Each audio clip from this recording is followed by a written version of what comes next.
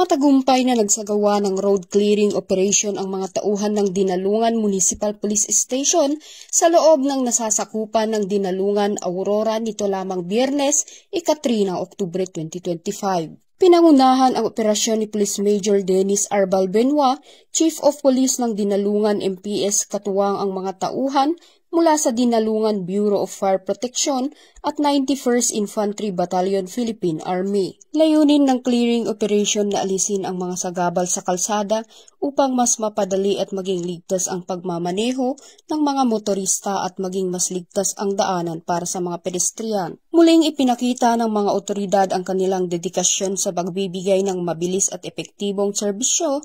Patunay na sila'y laging handang rumesponde sa anumang oras ng pangangailangan at emerhensya. Mula dito sa Police Regional Office 3, ako ang inyong PNN Correspondent, Patrol Woman Janice Bulahaw.